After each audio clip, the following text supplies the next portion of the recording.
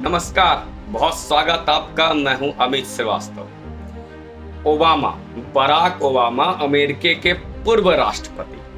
वे आज जब मोदी जी अमेरिका में थे तो वो कहते हैं कि भारत में अल्पसंख्यक यानी विशेषकर मुसलमान खतरे में।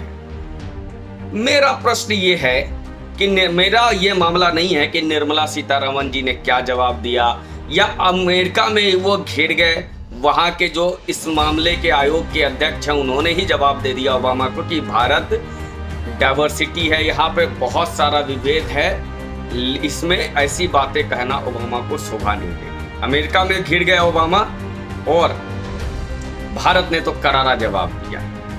आज तक ऐसा जवाब कभी भारत ने अमेरिका को नहीं दिया था, इस तरह से प्रेस कॉन्फ्रेंस करके सीनियर मिनिस्टर के द्वारा, लेकिन जवाब दिया गया। मेरा ये विषय नहीं है।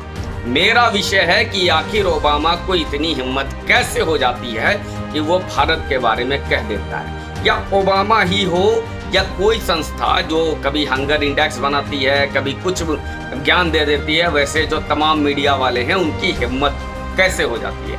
वो कौन है हमारे बीच में जो इन लोगों की हिम्मत बढ़ाता है? मेरा प्रश्न आज इस विषय पे है। आप याद कीजिए, कुछ टर्म को याद कीजिए। ओबामा विदेशी अमेरिका में, जहां पर कुछ दिन पहले राहुल गांधी जाते हैं, वहां जाकर के क्या कहते हैं? अल्पसंख्यक खतरे में, मुसलमान खतरे में, लोकतंत्र खतरे में। ओबामा ने भी तो वही बातें की।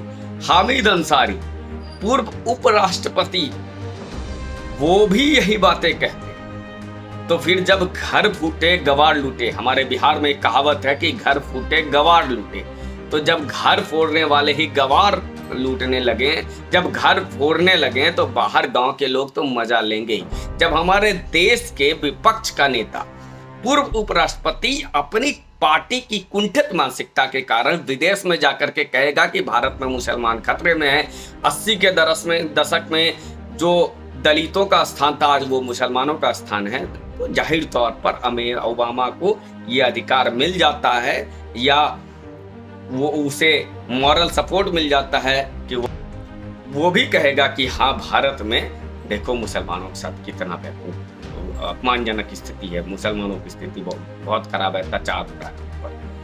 यही ओबामा आज ही एक सिख पाकिस्तान में उनका मर्डर हो जाता है, वहां चुप रहते हैं। क्यों भाई, वहां चुप क्यों हो? राहुल गांधी जी, खालिस्तान का झंडा जब आपके यहाँ गूंज, आपकी सभा में झंडा फहराया जा रहा था, आप मौन थे, क्यों नहीं आज बोलते? तो हिंदुस्तान जब भी तरक्की करता है, विदेशी प्रोपेगेंडा एजेंडा, जो लोग चाहते हैं कि भारत गरीब रहे, वे लोग ऐसे ही अनर्गल बयानबाजी करते हैं। बच ही नहीं सकता भाई साहब। इतने वर्षों तक, 800 वर्षों तक की गुलामी के बाद कोई भारत इतनी तेजी से विकास किया पिछले 10 वर्षों में कि आज IMF, वर्ल्ड बैंक कह रहा हो कि भारत स्पॉट है।